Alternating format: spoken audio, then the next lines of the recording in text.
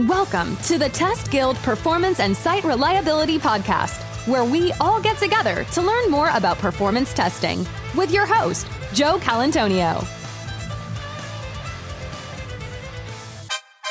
Hey, it's Joe, and welcome to another episode of the Test Guild Performance and Site Reliability Podcast. I'm really excited for this episode today because we'll be speaking with Nicole all about performance testing and how fear of missing out affects performance outcomes, as well as probably other performance testing topics. If you don't know, Nicole is a performance testing advocate at Flood.io, where she helps make the internet faster. She has over 8 years of experience as a consultant in the Netherlands and Australia. She came to the conclusion, though, that the hardest part about web performance is learning how to deal with the human element. If you haven't seen any of Nicole's videos, you should go to Flood.io. She does a really cool style and really professional. Really love the way she does tutorials. So you definitely need to check her out. And you don't want to miss this episode. Check it out. This episode is brought to you by SmartBear. Listen, load testing is tough. Investing in the right tools to automate tests, identify bottlenecks, and resolve issues quickly could save your organization time and money. SmartBear offers a suite of performance tools like Load Ninja, which is a SaaS UI load testing tool, and Load UI Pro, an API load testing tool to help teams get full visibility into UI and API performance, so you can release and recover faster than ever. Give it a shot. It's free and easy to try. Head on over to smartbear.com/solutions/performance testing to learn more. Hey, Nicole, welcome to the Guild. Hi, Joe. Thank you for having me. Great to have you. As I mentioned, I really love the way you teach, and you're really technical, but you also are able to talk about what you're doing as well in a way that people can understand. So really excited to have you on the show. Before we get into it, though, is there anything I missed in your bio that you want the Guild to know more about? No, I think you did a great job. Awesome. All right. So let's just dive in. I think when people hear the title of this episode, Fear of Missing Out, they're like, what does that have to do with performance testing? So I guess for the folks that don't know what fear of missing out is, what is FOMO, or fear of missing out? Well, I think that it's a bit of internet slang that's developed recently, which talks about a specific phenomenon where, because of social media and just how easy it is to get information these days over the internet, that people are more keenly aware of things that they feel they should be capitalizing on. And I guess that's just been defined as fear of missing out. So as an example, social media shows us all of these really rosy pictures of people's lives. But of course, that's heavily filtered and edited. But the mistake here, this is where FOMO comes in, is that other people can see that and imagine that their lives are a lot more mundane than everybody else's, which isn't really true. I think this has always been around. It can be like trying to keep up with the Joneses, but I think it's been especially prevalent recently. Absolutely. And I don't know if this is another kind of part of it is I know a lot of companies, a lot of people that work for other companies look at other companies like, say, in the Silicon Valley area for like Facebook or Twitter, and the way they develop software, do things, they always think, oh, it's always, they must do it correctly or they must do it the best. So I should mimic how they do it and not, rather than focusing on how they develop software and what their needs are. And I think sometimes that might lead into issues as well. Do you see that often with different clients trying to emulate what other people are doing that may not be right for their particular company or needs? Yeah, absolutely. I think it can go both ways. One, other, like you said, companies can look at other companies and try to keep up with them. But I think also from the perspective of the customers of the companies, I think that it's a lot easier now because of the internet to just change to another site that sells the same product. If they feel they're missing out on something, it's just a lot easier to do that now. So one thing people might feel like they're missing out on is like trading apps. And I think this is actually based a lot on a blog post you have on Flood.io, where I'll have a link to in the show notes on fear of missing out in performance testing, why Robinhood went down. So can you talk a little bit about the Robinhood app and how maybe that ties into this fear of missing out concept? Yeah, so I'm particularly interested in Robinhood because I'm pretty interested in investing personally as well, and Robinhood is an app that I've had my eye on for a while, although unfortunately it hasn't been available in Australia. I think the stock market, it just shows a classic case of fear of missing out because every time the stock market is on a rise or when it falls, that doesn't necessarily correlate to changes in the underlying companies or the stocks that people are buying and selling. A lot of it is led by fear that a rumor is going to be true and the stocks of the company is going to take a nosedive. It's all based on speculation, really, and it's really exacerbated by the presence of social media where everyone can chime in and speculate. And I think Robinhood really shows that, because towards the beginning of COVID-19 and this current pandemic, they actually had a pretty significant outage caused mainly because of the huge numbers of people. There was droves of people who were logging on to Robinhood to both buy and sell stock. And it didn't help that the stock market, I think, reached a world record or a historical record high. And then it was followed by a historical low within the span of a week. Absolutely. And obviously, usually people, when they're doing performance testing, plan for maybe a normal case scenario, what they normally see. And this obviously caused probably spikes in the traffic they weren't anticipating. So I guess, is that how fear of missing out actually can impact how an application performance can happen in the wild? Yes, absolutely. And I think that it's not just in the stock market that we can see this. I'm actually working on a blog post now about the Dutch corona line. So I live in the Netherlands, in Maastricht, close to the border between Belgium and the Netherlands. And in the Netherlands, on June 1st, they actually released a new telephone hotline for coronavirus testing. So before that, we couldn't get coronavirus tests unless, you were actually sick and in the hospital and really needing it. But I think it was really interesting because on the first day that this hotline opened, they got 323,000 calls. So, of course, their systems went down. Everything was in chaos. There were reports on Twitter of people waiting up to 6 hours. And this has real health effects on people. Performance isn't always just a matter of, money that's lost or downtime on an e-commerce application. It can have real effects on people's health. There were people who were potentially sick, who didn't get tested, who didn't then get treated because this coronavirus testing hotline was not perhaps adequately tested to the level of the load that it actually received. Nice. And like you said, it just doesn't affect financial applications and healthcare applications. It could be even if people are listening like, oh, I don't have a mission critical app. I think I read something about Epic Games had an outage because they had a freebie on the store and everyone was trying to rush to get the freebie before it went away and the service crashed on everything. So it's another example, I guess. Yeah, definitely. In gaming, we see this a lot because there's always discounts, and you patch. I know that I personally play Pokemon Go. I got started with it because of my nephews. And I know that they have had issues in the past where they've had real events in certain locations, like a Pokemon Go Fest. And the sheer number of people who logged in to play it was too much for their servers and also the mobile networks in that particular city. We mentioned a few examples of fear of missing out causing performance issues. How would someone know that their application does require fear of missing out? Do you go by risk-based, or do you have certain criteria you use to say, okay, if you do any of these things, that you may want to look into this type of testing?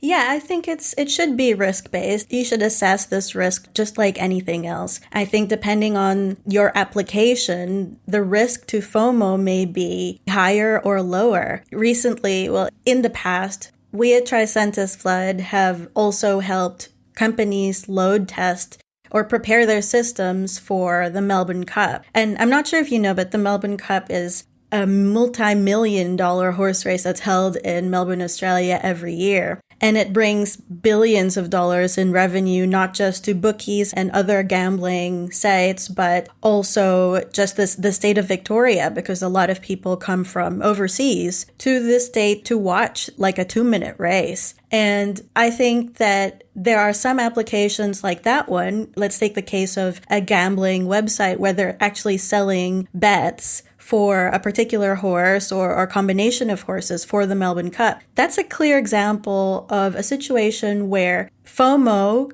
can really affect your performance outcomes. It's a very public application and it's time sensitive. So I know from load testing the Melbourne Cup in previous companies I've worked for before as well, that something close to 80% of their entire year's profit is gained in the last 10 minutes before the race actually starts. So people wait and wait and wait for all the odds to come in and all the information. And then just before they go en masse to the site to place a bet because they're just afraid of missing out on placing it.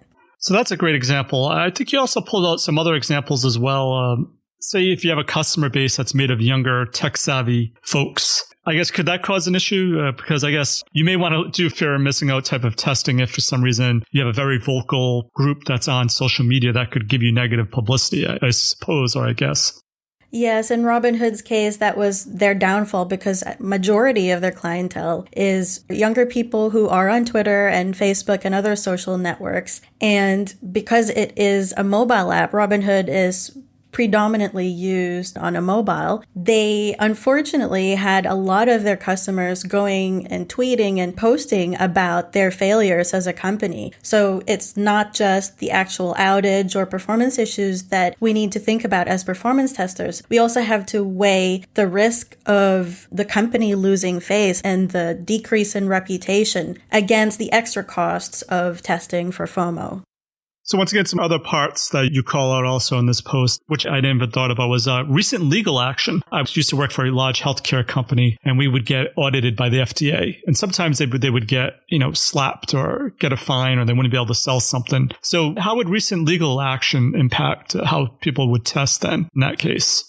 So I think that for any company, if you already have legal actions that have been filed against you in the past, I think that increases your risk profile because the company's reputation has already been damaged in some way, and any other negative publicity is just going to make that worse. I think it's a publicist's nightmare to have that happen. And I think it's so interesting because that's not something a lot of performance testers really take into consideration. Great point. And I think the problem with fear of missing out or this type of thing is, a lot of times people struggle with how they're going to test things that they don't necessarily know what's going to happen once they're in production, kind of like black swan events. So how does someone go about maybe planning a fear of missing out type of scenario for their performance testing? So I think that workload modeling is an easy place to start. I think that you should look at the most common transactions for your application and go from there. For example, in an e-commerce application, maybe logging in is not as common as perhaps going to the details page of an item. So once you have a list of these common transactions, then you can start thinking about what kind of user level you need to prepare for. And while it's true that there are a lot of these black swan type events that you can't accurately predict, I think that doesn't mean that we shouldn't try to predict it. There are certainly other statistics that are available that we can look back on. So, for instance, for Robinhood, maybe they could not have predicted exactly when the stock market would crash and rise, or exactly how many users would want to rush to their platform to buy or sell, but they do have an idea of how many users they have, or like they must have some sort of projection of how many users they will have in the next year or so. Those are maybe just estimates, but they're certainly better than not testing for it at all. So in the case of the Dutch coronavirus testing hotline, maybe the government couldn't have predicted that there would be 323,000 people calling on the first day. But the statistics are available for the number of people who are infected with COVID-19 in the Netherlands. In fact, just less than a month before that, the Dutch minister for the Department of Health had said that he estimated that there were 700,000 people in the Netherlands affected with it. So that's a number to go on. That's something that's public knowledge, and it's also public knowledge. And what also is public knowledge is the percentage of people who are infected with COVID-19 who are showing symptoms. So you can already apply that and come up with some sort of educated guess as to how many users your application can expect. And then I recommend starting with that, so using that estimate as just a starting point, and then building on it. So you can assume that that's your peak load test and make sure that your application can withstand that. Does it matter how an application is being accessed for a performance test? So say they have a number, like maybe some applications for fear of missing out are more prone to people using their cell phone or their mobile app to interact with the application. Does it matter what kind of traffic you should be testing for fear of missing out? Or is it just as long as you test the amount of users hitting your website, it doesn't necessarily matter how they're coming to the website? I don't know if that makes sense. Yeah, that makes sense. And I think it does definitely matter. And it really depends on your application. In Robinhood's case, mobile networks and any latencies involved in that certainly played a part. And I think most open source and commercial tools these days will allow you to simulate bandwidth that way so that you can make your tests a little bit more realistic. But perhaps a government site is not necessarily going to have a mobile app. So maybe the effect of mobile networks is not going to be as pronounced in those cases. Great. You talked about a little bit how people could stop modeling the number of workloads during a peak time.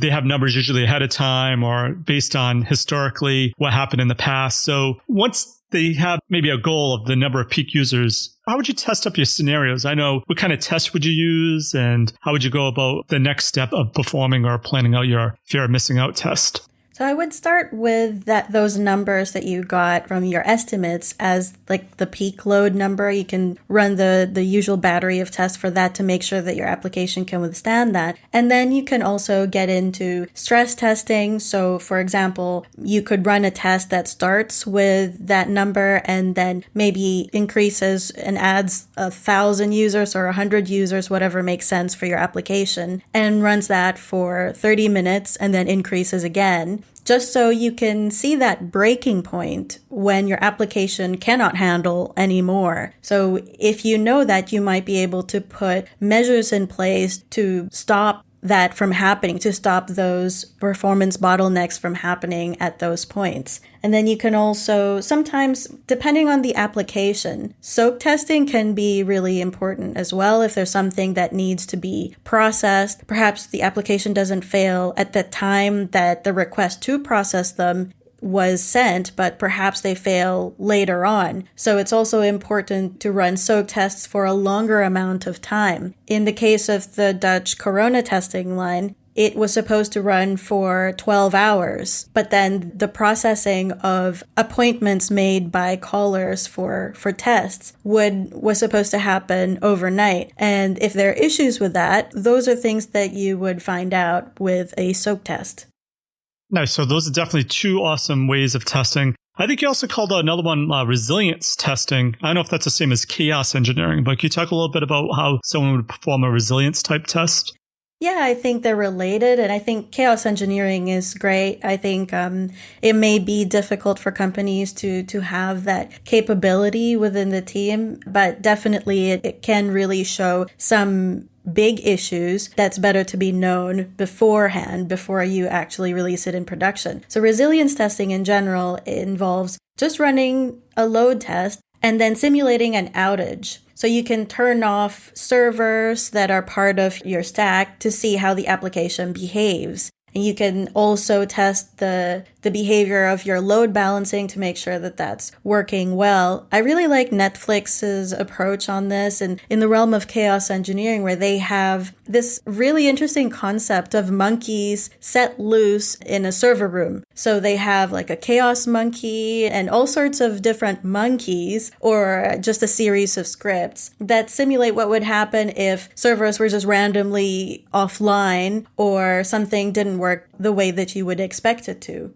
You did mention capabilities of teams when doing something like chaos engineering, but I think we talked about this in the past, especially at previous Perf Guild, and that is sometimes you don't have skills for people to really dive into protocol level type scripting. How does that go about into fear of missing out when selecting a tool? Any best practices or things you recommend for teams when they're selecting a tool to perform a type of fear of missing out type of test? Yeah, I think human factors are important to take into consideration when you're creating any sort of test plan, because it doesn't make much sense to force a non-technical team or a bit more of an inexperienced team, at least in load testing, to go dive into protocol level load testing, which can be a little daunting. I think that tools aren't nearly as important as the types of tests that you want to run and the reason for running the tests. I would suggest that teams go with whatever tool works for their processes. And luckily, we live now in a time where browser level load testing is a viable alternative. Browser level load testing is a way to drive the browser so that instead of needing to know specific API requests that are sent by your application, you just need to tell a browser level load testing tool like Puppeteer, or, our version is Flood Element, or Selenium is also really popular, to click on a certain button or type something in a text field. So that's a lot easier to start with if your team doesn't have the capability of doing protocol level load tests. Great. And so when someone's actually choosing a tool, should they also be planning on not only the tool, but how are we going to scale this? Because obviously, when you're doing a type of fear of missing out test, it seems like you need a lot of users. So how do you go about running a fear of missing out test then? I definitely think that it's important to keep that in mind. If you know that you're going to be running thousands or sometimes even millions of users, that is a disadvantage of browser level load testing tools because they are more resource intensive. So you're going to require a lot more servers and load generators to generate the same amount of load compared to protocol level load testing tools, which are really efficient. But I always like to champion hybrid load testing because I don't think that it's necessary to choose. In some situations, it makes a lot of sense to choose both of these different types of tools. So I think you can generate majority of the load with a protocol level load testing tool because they are really built for that and really efficient in generating large amounts of users, but then also get some of the front end performance benefits of a browser level load testing tool. So you can run a few users of the browser level tool and then the majority of it with a protocol one. So Nicole, I'm curious to get your opinion on this approach. This is sometimes what testers will resort to is they'll have say they have 1,000 users that they need to emulate, but rather than use an actual 1,000 virtual users, they would just do, say, 20 users, but like triple the amount of transaction workload to try to mimic 1,000 users. So is that a good or bad approach? It depends. I think that's the answer to a lot of these questions because you can't say that one size fits all. It really depends on the application and what you're trying to test. So I think that concurrency, the user concurrency, can be really misleading because a lot of performance engineers, myself included, use the number of users as kind of a measure of throughput. And to some extent, it is a good kind of ballpark. But at the same time, that doesn't accurately describe the load. Because as you were saying, that you can also just increase how quickly those users are making requests because a user can be technically active and concurrent, but not really doing anything or perhaps doing it more slowly. So I think that if you're testing something like the number of sessions, like login sessions that are active on your application, then you do need concurrent users to match the number of users that you want to test being logged in. For other situations, maybe that's not important and it's just a matter of how many requests your server can process. So it can really depend on what you're going for. Great. So you have your test, you have the plan, the amount of users, you run your test, you get the results. I guess what these type of results could vary based on run to run. So how do you know what's a good result? Well, a good result is one where you've been able to successfully isolate certain variables of your test, for one thing. So load testers often say that a test is successful even if it failed, because the point of load testing is to test your application. It doesn't necessarily mean that it has to be a positive result. I think a negative result is sometimes even more helpful because it can tell you exactly where your application is likely to fail. And that's a lot more useful than a test where nothing went wrong. You actually want it to go wrong before it goes live. Absolutely. And now, this question is from a different blog post you wrote, but I think it relates to looking at results. I'm just curious to know your opinion on this then. How about cognitive biases when they're actually looking at the results of these types of tests? Does that affect how someone will perceive the results or how they'll move forward? Yeah, I really love the intersection between technology and human psychology because I think most beginner load testers or performance engineers fall into the trap of only looking at the technical parts. So the code or exactly how to script or with what tool or what protocols, and all that is important. But it's also really important to recognize that every part of the process involves humans. And it starts with you, because as a tester, you make mistakes, you make decisions that are not always based on fact. Sometimes they're based on an idea that you have that you then seek to confirm, or maybe you've had a previous experience that causes you to jump to that solution over other solutions, even if they're more likely. I think sometimes as developers, we've all experienced the feeling of just being stuck on something seemingly trivial, and going outside, having a break and going for a walk can solve it.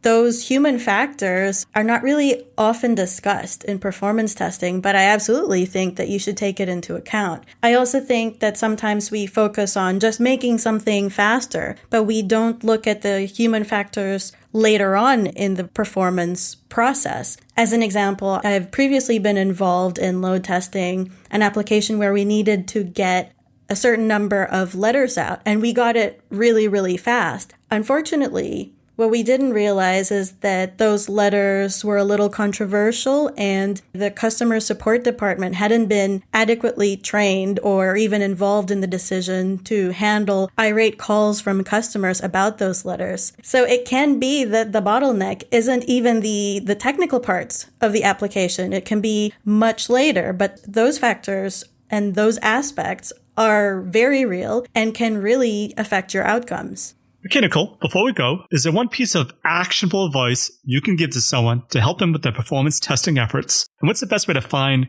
or contact you or learn more about Flood.io? Okay, I would say value humans over code, because humans make code. Code is there to serve other humans, and ignoring that part of it is just going to lead to trouble. And as to where people can contact me, I don't want to make people spell out my last name because it can be difficult. So you can contact me at Nicole@flood.io. Flood's website is flood.io. And if you want to catch me on other social networks, you can find a list of them at NicoleVDH.com. Thank you, Nicole, for your performance testing awesomeness. For links to everything value we covered in this episode, head on over to testguild.com/P40. And while you're there, make sure to click on the Try Them Both Today link under the exclusive sponsor section to learn all about SmartBear's awesome performance testing tools like Load Ninja and Load UI Pro. So that's it for this episode of the Test Guild Performance and Site Reliability Podcast. I'm Joe, and my mission is to help you succeed with creating end-to-end full-stack performance testing awesomeness. As always, test everything and keep the good. Cheers. Thanks for listening to the Test Guild Performance and Site Reliability Podcast. Head on over to testguild.com for full show notes, amazing blog articles, and online testing conferences. Don't forget to subscribe to the Guild to continue your testing journey.